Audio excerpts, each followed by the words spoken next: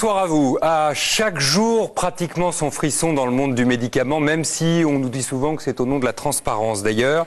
Un jour, une liste noire de médicaments, le lendemain, une liste de médicaments qu'on place sous surveillance, le surlendemain, une étude qui dénonce les effets, parfois mortels d'ailleurs, de certaines molécules. On verra que la dernière concerne les personnes âgées.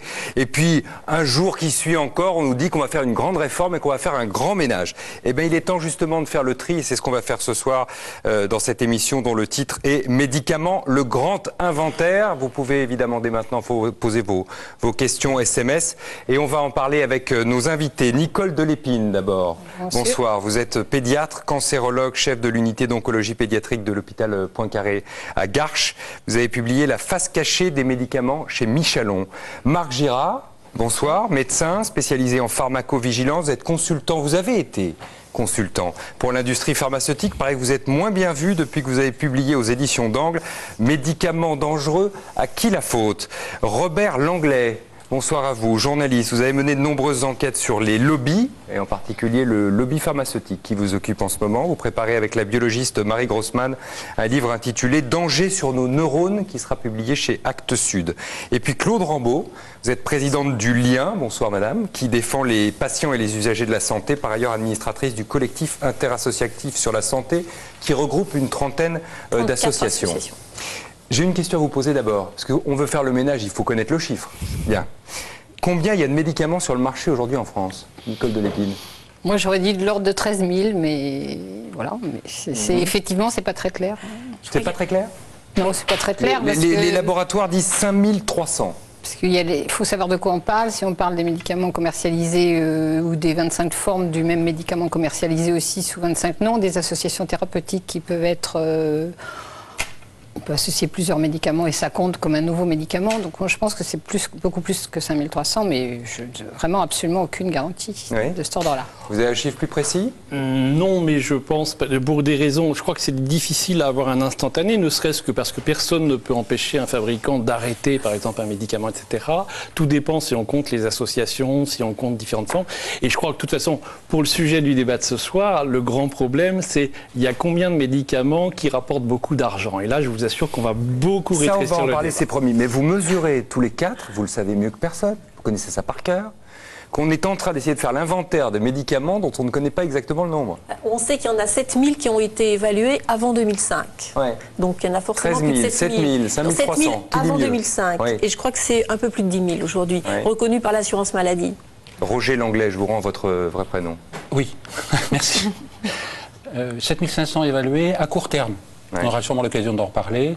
Les médicaments ne sont jamais évalués à long terme. Voilà. On ne sait pas ce que font les médicaments au bout de 10 ans, 20 ans, 30 ans. À partir du moment où aujourd'hui... Donc, ils restent là, quelque part, dans cette masse on en consomme énormément dès le ventre maternel, puisque la mère en consomme aujourd'hui beaucoup, au moment même où le fœtus est en formation. Beaucoup trop, on le sait, les études le montrent, donc ça flingue les neurones du fœtus, on le sait. Et toute sa vie, on consomme aujourd'hui... au cours de sa vie, une quantité de médicaments au moins 1000 ou 5000 fois supérieure à ce qu'on consommait à la fin du 19e siècle. On est passé d'une centaine de médicaments, on se posait la question du chiffre, à aujourd'hui à peu près 8000 médicaments dans le Vidal, dont 1000 à 1500 substances. Bon, alors on en est entre 7 et 8000, selon votre évaluation à vous, on va en rester là. Combien d'entre eux sont dangereux, docteur Delépine? Moi, je pense qu'ils peuvent tous être dangereux dans un contexte donné, dans une association donnée. Ce qui est le plus dangereux, c'est surtout effectivement que les patients prennent souvent 8-10 médicaments et que les pharmacologues tous disent qu'au-delà de 3 médicaments, on ne sait pas ce qu'on fait. C'est dangereux en fonction de l'âge de la personne, en fonction de sa pathologie, en fonction effectivement de sa façon de les éliminer. C'est un médicament dangereux? C'est un médicament qui donne des effets secondaires négatifs. Ils n'ont pas tous des effets secondaires? Ils ont tous des effets secondaires, ils sont plus ou moins importants ou plus ou moins dangereux et le danger s'aggrave avec la multiplication et surtout les associations, et puis l'âge quand même de la personne, et puis le contexte. Je veux dire, une personne fragilisée parce que, comme les patients que je peux traiter à Garches, qui sont des enfants atteints de cancer, il est clair que si on leur donne un certain nombre de médicaments qui habituellement n'ont pas de danger, vont chez eux pour en donner. Par exemple, l'aspirine, qui est un médicament qu'on adore tous, et moi en particulier, est complètement proscrite dans mon service parce que quand on reçoit la chimiothérapie, si on prend l'aspirine, ça augmente beaucoup les risques risques d'hémorragie. Même l'aspirine, dangereux. Tout à fait, c'est un médicament dangereux. Il y a beaucoup d'accidents décrits aux États-Unis par l'automédication. On en parlait un peu avant l'émission. Vous avez écrit dans votre livre que l'aspirine n'aurait pas eu sans doute l'autorisation de mise sur le marché aujourd'hui. Très probablement, oui, parce que les essais thérapeutiques l'auraient fait rejeter à cause des risques hémorragiques importants qui entraînent un certain nombre d'hémorragies digestives graves et des décès, et particulièrement, je crois, avec l'automédication. C'est pour ça que le problème de l'automédication, éventuellement surajouté à la médication donnée par les médecins, est un problème majeur. Parce que les gens, il y a des médicaments qui n'ont pas l'air dangereux. Le Doliprane, qui n'a pas l'air dangereux, pour prendre l'autre antalgique banal, c'est quand même un médicament très toxique pour le foie, très très toxique pour le foie.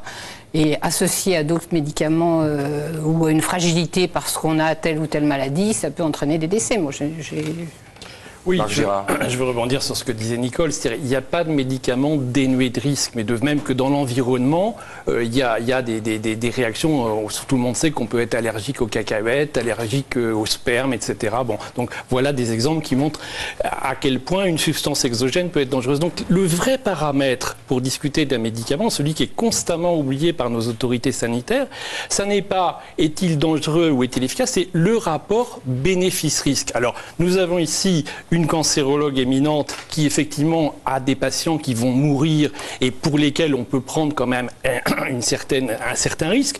Moi, je me suis beaucoup consacré à la dérive de la médecine vers le préventif parce que ça fait quelques décennies que les lobbies pharmaceutiques se sont rendus compte que grâce à Dieu, il y a beaucoup plus de gens en bonne santé que de malades. Donc finalement, bizarrement, au lieu de s'intéresser aux malades, on s'intéresse aux gens bien portants. Le seul problème, c'est que le rapport bénéfice-risque qu'on peut envisager pour un malade, c'est-à-dire je vais te faire perdre tes cheveux, je vais peut-être même menacer ton système sanguin, etc., il devient très différent avec des gens en parfaite santé qui vont se retrouver au bout du rouleau avec des scléroses en plaques ou des maladies de ce genre. Alors, il y a l'argument éternel qu'on entend dans tous les cafés du commerce, il n'y a pas de risque zéro. Je le confirme. Mais à partir du moment où, sous prétexte de préventif, vous avez un bénéfice proche de zéro, quel est le bénéfice que vous, aujourd'hui, vous alliez vous faire vacciner contre une grippe ? Le risque pour vous de faire une grippe maligne, il est quasiment nul. Et l'intérêt du vaccin sur une grippe maligne chez quelqu'un comme vous, il est proche de zéro. Donc bénéfice zéro. Sans aller sur le vaccin, qui est encore un débat qu'on pourrait mener. D'ailleurs, on y a consacré des émissions précédemment. Mais quand même, il y a des bénéfices. On a bien allongé notre espérance de vie. Ça, c'est pas miraculeux. Ça, c'est un vaste problème. C'est une vaste bouteille à l'encre. On n'aura pas le temps de traiter tout ça. Mais il faut quand même bien voir que l'argument simpliste qui consiste à dire on vit de plus en plus vieux, c'est grâce à la médecine. Bon, ça mérite une démonstration qui n'a jamais été apportée. En revanche, ce qu'on voit aujourd'hui, c'est qu'à côté de l'espérance de vie, il y a un paramètre beaucoup plus important qui est celui de la durée de vie en bonne santé. Et on se rend compte qu'elle est très brève, c'est-à-dire qu'à partir de 63-64 ans, on peut être singulièrement handicapé. Et là, la question qui n'est jamais posée, c'est et on va arriver au cœur du sujet de l'émission, dans quelle mesure le scandale de la surmédicalisation, je l'ai dit, du sujet âgé, ne contribue pas, au contraire, à une immense souffrance et à finalement même un raccourcissement de l'espérance de vie des gens. On va y aller, je vous le confirme. On va y aller. Mais quand même, pensons aux téléspectateurs qui sont en train de nous regarder et qui se disent « Ouh là là, qu'est-ce qu'il faut que je fasse ? J'arrête complètement de prendre des médicaments ? C'est trop dangereux, les médicaments ?» Comme le dit M. Girard, c'est l'évaluation bénéfice-risque. Un médicament qui est bénéfique pour un patient, où le bénéfice sera supérieur au risque qu'on lui fait courir parce qu'il a une maladie qui relève de ce traitement, pour un autre patient, ça ne sera pas le cas. Attendez. Et le risque, c'est le problème de l'iniquité. Le marché pharmaceutique en 2009, c'est 27 milliards d'euros. Oui. Et sans bénéfice ? Non, il y a des bénéfices, mais il y a des risques aussi, puisqu'on évalue, et c'est sous-évalué, puisqu'on sait bien que c'est sous-déclaré, à 18 000 décès par an qui seraient dus aux effets des médicaments. On a un chiffre, là, vous demandiez des chiffres. Oui. Là. Mais quand vous dites qu'est-ce qui est dangereux, ça peut être dangereux pour un patient déterminé, ça peut être dangereux pour un groupe de patients, parce que là, on va avoir des effets secondaires qui sont nettement supérieurs. Exemple Mediator, par exemple. Mais peut-être Mediator, dans certains cas, a été bénéfique, mais globalement, il a été désastreux. Donc voilà. Et puis vous avez aussi dangereux avec des effets indirects, qui sont des effets d'écotoxicité, c'est-à-dire de la toxicité qui va se répandre dans le paysage, dans l'eau, les résidus de médicaments dans l'eau. Les médicaments sont dangereux de toute façon. On l'évoque pour les antibiotiques régulièrement. Mais pas seulement. Le paracétamol que Madame évoquait tout à l'heure, il y a d'énormes quantités de paracétamol. Des psychotropes dans l'eau du robinet. Et d'hormones. Les femmes qui font des hormones de l'âge de 15 ans à 70 ans aujourd'hui. Vous avez dit tout à l'heure, docteur Delépine, c'est passionnant. Hein. Vous avez dit tout à l'heure, attention au cocktail. Il se trouve que la dernière étude qui nous a donné le frisson, elle est anglo-saxonne. Elle affirme que 70 médicaments parmi les plus courants prescrits aux personnes âgées, notamment diurétiques, anti-asthmatiques, sirocontrolates, des traitements du glaucome, des fuites urinaires, vraiment des médicaments qu'on prescrit fréquemment. 70 sont dangereux, voire mortels. Voilà ce que dit exactement cette étude, puisque tous contiennent une substance qui attaque le système nerveux. C'est une enquête de Sarah Sisman et de Mathieu Despiau. Perte de mémoire, perte d'équilibre, raisonnement altéré, propos incohérents. Pour les personnes âgées, ces symptômes ne sont pas seulement dus au temps qui passe. Selon une étude anglo-américaine, des médicaments seraient à l'origine de ces troubles cognitifs et pourraient même augmenter la mortalité des personnes âgées. Antidépresseurs, diurétiques, antitussifs ou encore médicaments contre l'incontinence urinaire, 70 molécules sont aujourd'hui dans le collimateur. Leur particularité, leur effet anticholinergique. Ce sont des produits qui entravent le fonctionnement de l'acétylcholine. L'acétylcholine est un neurotransmetteur qui intervient dans le cerveau pour les processus d'apprentissage et de mémoire et qui intervient en périphérie sur les fonctions musculaires ainsi que les fonctions neurovégétatives. Donc quand on entrave le fonctionnement de l'acétylcholine, on a un certain nombre d'effets secondaires. Ce sont des produits qui sont fréquemment prescrits par les médecins et que l'on retrouve donc souvent sur les ordonnances. Donc qu'est-ce qu'il faut faire ? Eh bien, il faut identifier les molécules avec un effet anticholinergique et essayer d'éviter l'accumulation de ces mêmes produits. Voilà, installez-vous, je vous en prie. Car les seniors, traités pour différents maux liés à la vieillesse, prennent souvent un cocktail de médicaments. Problème, c'est en combinant plusieurs substances que les effets secondaires sont les plus graves. Le médecin doit donc rester très vigilant sur ses ordonnances. Vous êtes sûr que vous en avez besoin de ce médicament-là ? J'ai l'impression, je ne sais pas ce qui arriverait si je ne le prenais pas, c'est surtout ça. Mais ça serait peut-être intéressant d'essayer de l'arrêter. Mais peut-être pas pour les vacances. Mais si, justement, raison de plus. Il ne s'agit pas de jeter l'anathème sur tous les médicaments. Évidemment, il est utile de soigner les patients, mais il faut constamment remettre en question le traitement et essayer de supprimer des ordonnances les médicaments qui n'ont plus d'utilité. Une équipe du CHU de Lyon avait déjà pointé le problème. En 2009, Isabelle Rouche mène une étude sur plusieurs centaines de patients atteints par la maladie d'Alzheimer. Le résultat est sans appel. Les malades recevant des traitements anticholinergiques voient leurs symptômes s'aggraver de manière très importante.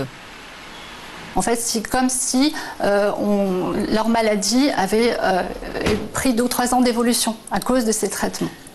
Et de même, chez des personnes qui débutent une maladie d'Alzheimer mais qui n'ont pas encore de symptômes cliniques, le fait de prendre ces traitements va révéler ces symptômes cliniques. La maladie d'Alzheimer, elle peut se révéler aussi à cause de ces médicaments. Tout à fait, oui. Alors que ce sont des personnes qui auraient pu être, entre guillemets, tranquilles avec leurs symptômes pendant 2-3 ans de plus. Et ce qui est tout à fait important de savoir, c'est que ces traitements peuvent être remplacés par d'autres traitements qui ont un effet tout à fait équivalent et qui n'ont pas cet effet secondaire. Alors que faire de ces traitements, parfois nocifs, mais aussi utiles pour traiter des petites douleurs ou même certaines maladies ? L'AFSAPS, prudente, réévalue actuellement une centaine de médicaments et entend retirer les produits inutiles et dangereux. Les anticholinergiques pourraient en faire partie. On les réexamine pour leurs bénéfices et leurs risques. Et s'il y a trop de risques par rapport aux bénéfices, on les retirera. Ça, c'est notre travail. Par contre, on peut aussi restreindre leur utilisation. Par exemple, dire à ne pas utiliser chez les personnes âgées, parce que ça peut entraîner un désordre cognitif. En attendant, l'AFSAPS conseille de signaler à son médecin tout effet secondaire et surtout d'éviter l'automédication. C'est extraordinaire quand même ce que dit ce médecin à sa patiente. Est-ce que vous êtes sûr que vous en avez besoin? Il y a beaucoup de médecins qui font ça? Oui, c'est permanent. Oui. C'est permanent parce que les patients sont quand même extrêmement attachés à leurs médicaments. Et bon, ça dépend aussi de la durée de consultation qu'on peut consacrer aux patients. Et il y a beaucoup de patients qui disent non? Non. J'en ai pas besoin? Non, ils disent tous oui.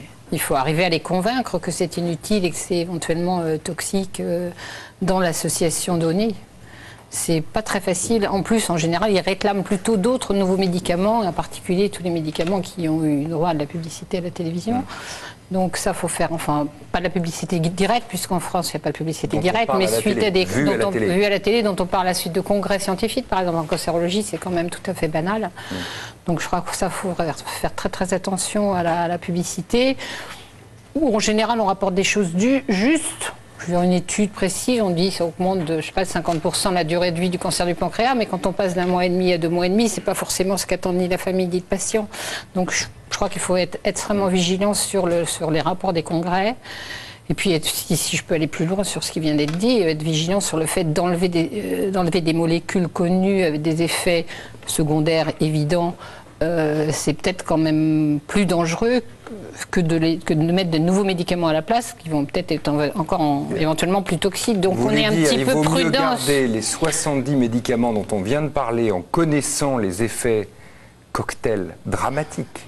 Il ne faut pas faire de cocktail, il ne faut pas faire de cocktail. J'entends, mais vous préférez qu'on les garde plutôt qu'on fasse place nette pour en amener de nouveau, qu'on connaîtra moins bien. Il y a sûrement un grand danger à les enlever brutalement. Bon, il faudrait les analyser un par un, bien sûr, mais il y a sûrement un grand danger. C'est quand même des médicaments qui sont utiles dans un certain nombre de circonstances, bénéfices-risques, dont on va parler toute l'émission, j'imagine, parce que c'est quand même le problème de fond. Il faut faire très attention par ce quoi on veut remplacer, parce que le risque est d'abord que ça soit beaucoup plus cher, évidemment, mais que ça soit éventuellement beaucoup plus toxique. En particulier pour la Sécu, aussi. Hein. Oui, aussi, ce qui n'est pas négligeable non plus. Et puis surtout, ça n'apporte rien de plus. On voit bien avec les antidépresseurs, enfin, c'est pas ma spécialité, mais quand même, on est tous amenés à avoir beaucoup de gens, y compris en cancérologie, qui ont des antidépresseurs. En fait, les antidépresseurs de 2e, 3e génération sont tout aussi toxiques, il y a tout autant d'inconvénients qu'avec le bon vieux tofranil qu'on veut nous supprimer. Ouais. J'en profite pour vous poser une question SMS qui tombe là.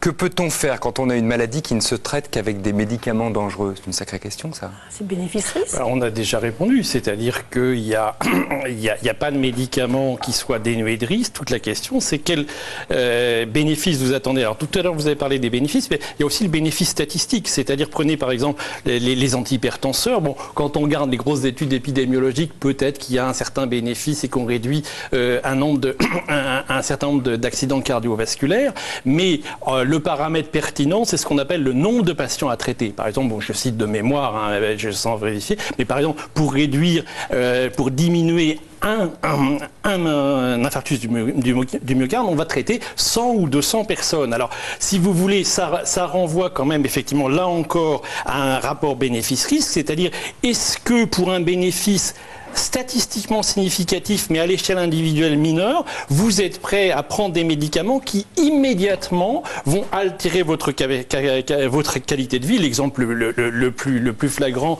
c'est les anticholestérol. Hein. Le nombre de gens qui croient avoir des rhumatismes alors qu'ils sont simplement sous statine et que dès qu'on leur arrête les statines en l'espace de quelques jours, eh ben, ils n'ont plus de rhumatisme. Donc tu es d'accord? Tout à fait d'accord. Puis en plus, ce qui était terrible avec le cholestérol, c'est qu'on traite le chiffre biologique. Voilà. On traite pas la maladie. On dit vous avez du cholestérol, donc vous allez faire ça dans 10 ans, dans 20 ans, dans 30 ans. Oui, mais rien ne prouve, et en tout cas peu d'études prouvent que ça va changer quelque chose à l'avenir cardiovasculaire de la personne. Vous êtes en train de me dire que finalement les médicaments ça rend malade? Alors, si vous voulez, quand même... Oui, ça c'est clair que les médicaments ça rend malade. Et parfois ça peut faire vieillir plus vite. Avec vos permissions, je voulais quand même revenir sur cette étude. On l'a vu. 18 000 par an. Cette étude du Figaro, elle est quand même... Bon, c'est quand même cette étude anglo-saxonne publiée dans le Figaro. Mais comme par hasard, elle est très difficile à trouver. Maintenant, quand vous la trouvez, cette étude qui prend la défense des vieux, vous regardez à la fin les conflits d'intérêts des auteurs. Eh bien, ils travaillent pour Eisai, Lundbeck, Lilly, Pfizer, Novartis, Shire, etc. comme par hasard, tous les laboratoires impliqués dans les fameux nouveaux anti-Alzheimer, là, je vous renvoie à la revue Prescrire, qui a fait une excellente revue de ces médicaments qui coûtent la peau des fesses, qui sont dangereux et qui servent à rien. Bon, donc, vous êtes d'accord. Donc, si vous voulez, cette étude-là, c'est un piège. Elle instrumentalise quelque chose qu'on sait très bien, Nicole et moi, on n'est pas nouveaux dans le métier, on savait ça quand on faisait nos études, c'est-à-dire que les sujets âgés sont fragiles et étaient déjà